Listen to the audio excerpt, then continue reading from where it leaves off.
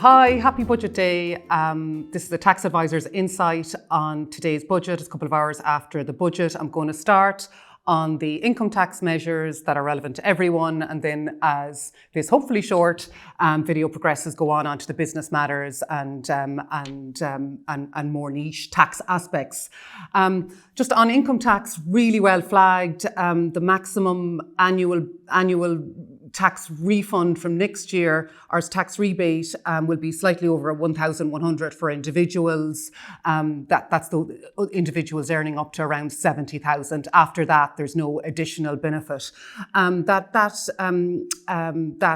tax benefit breaks down as an increase in the 20% band, which will kick in now at 44,000. Change in tax credits of 125 euro. The two most common ones have gone up by 125, increase them to 250, and also a change in that middle USC band to down to 3%, which is around a 440 benefit.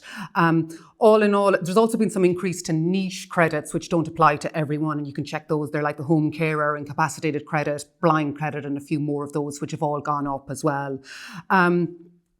So really the marginal rate of tax now is, once you're above that 44,000 band, the marginal rate is 47.1%, and that increases once you get to around the 70,000 to getting to a top rate of 52.1 when you're for employees, and an even more higher rate for those high earners or individuals with high incomes above 100,000 to 55.1. The reason I'm saying the 0.1 is just a reminder, there was to PRSI, there's been changes in PRSI which were announced last year, which actually kick in from this month, 1 October, and they apply to both individual income and also employers' PRSI. Employers' PRSI from this month is now 11.175. So just to note that. Some other notable changes: the rent credit, which had been well flagged, has increased to 1,000, and that's effective from this year, 2024.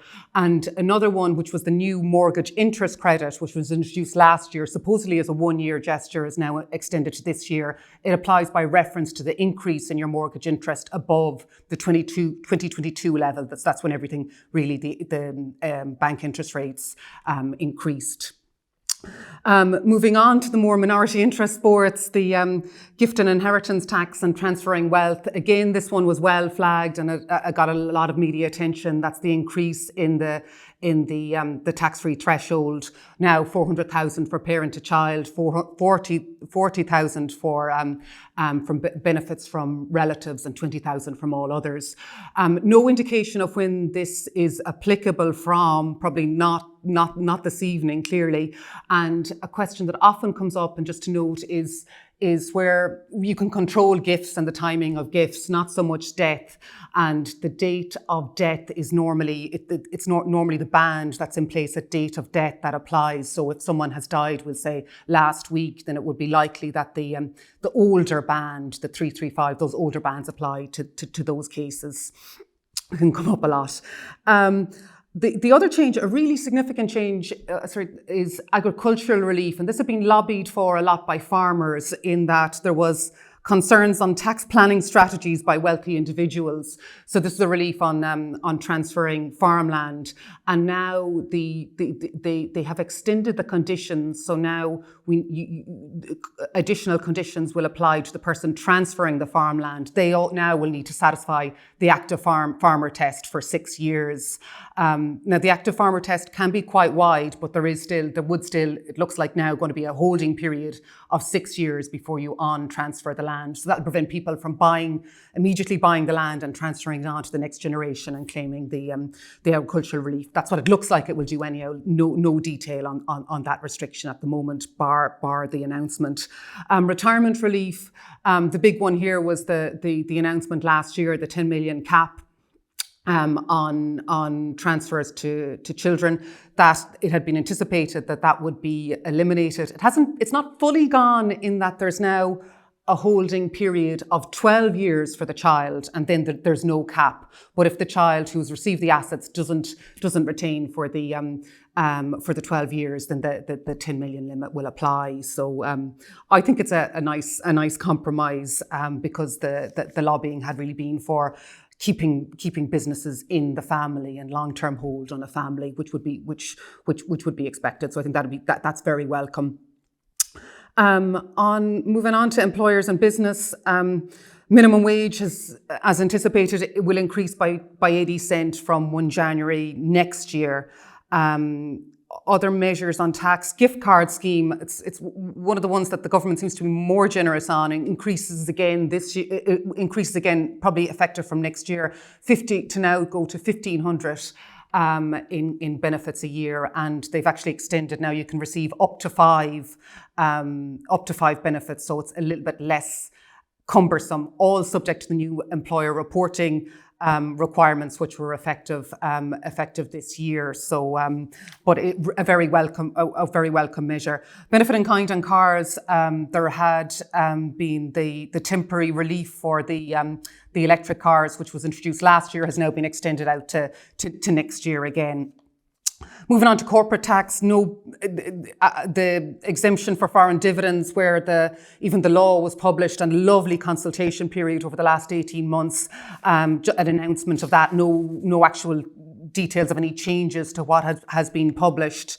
And indeed, it's quite interesting just to see it is a measure to really just to reduce complexity on an Irish company receiving dividends from a foreign subsidiary, just a full exemption rather than a cumbersome method on claiming tax credits. So what's interesting is that there's no actual additional tax revenue expected from that measure. It is just to ease administration for, in particular, larger companies with foreign subsidiaries.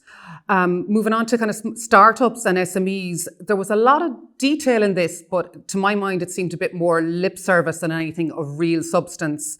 The R&D credits for small businesses, really a cash flow measure, in that now small businesses can obtain a refund of up to 75,000 in the first year. Normally it's spread over 3 years. Previously that limit was 50,000.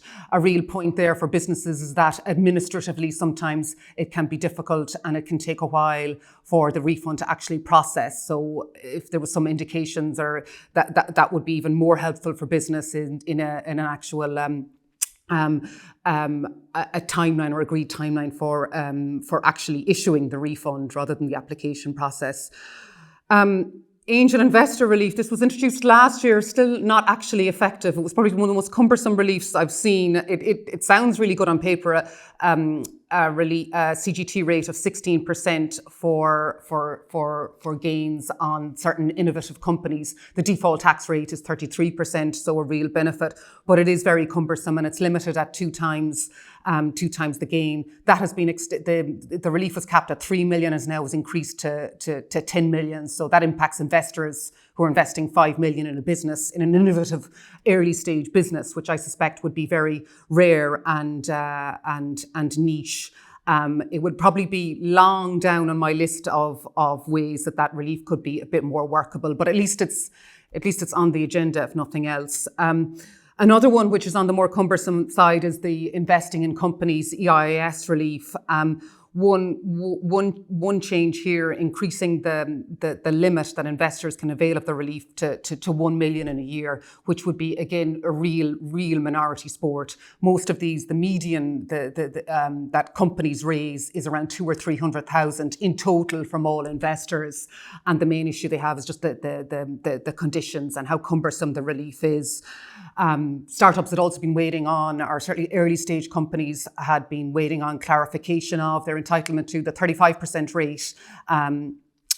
And hopefully that will come. The finance bill is to be published next week, which would be a lot more. I think they would prefer that clarification rather than this extension of the relief.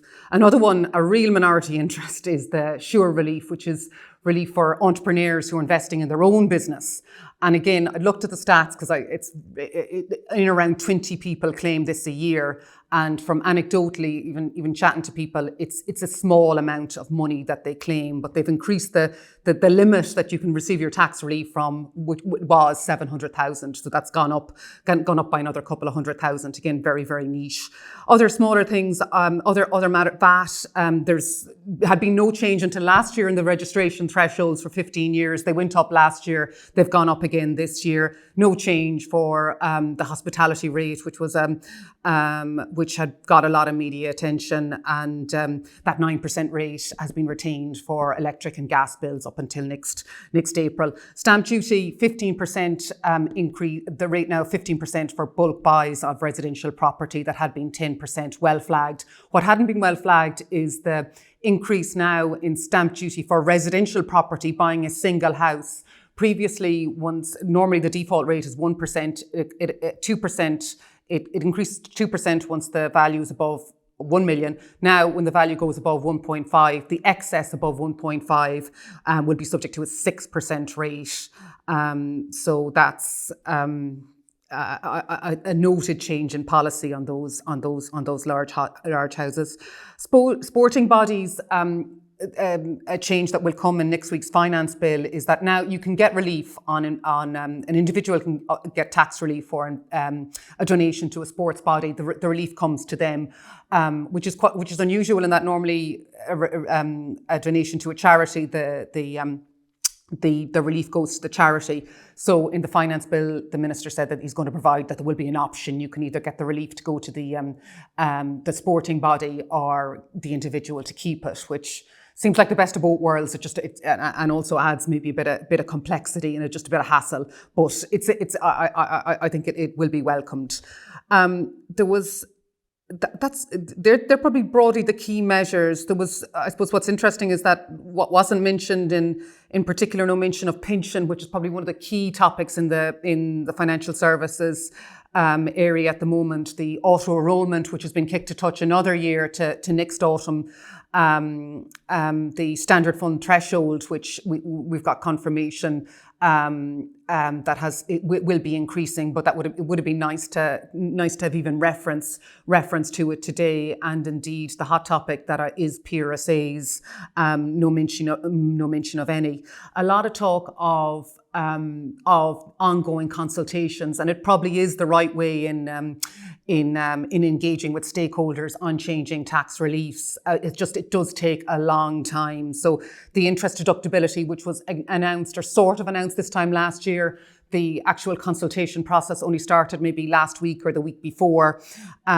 Funds, the minister announced that he has the report on the funds body, but he will be sharing it with government and eventually us in due course.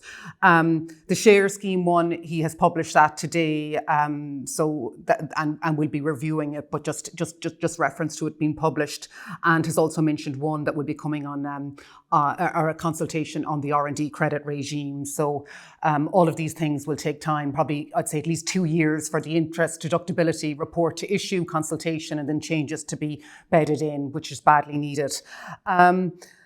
That's about it. It's from an individual's perspective, a lot of money back in pockets and a lot on the expenditure side. Looks like kind of more on an election budget, but purely on tax measures from businesses, very, very limited. And as always with tax advisors, we await the real detail. And in particular, because the actual detail, bar the budget speech, was very limited today in next week's finance bill, which is next Thursday.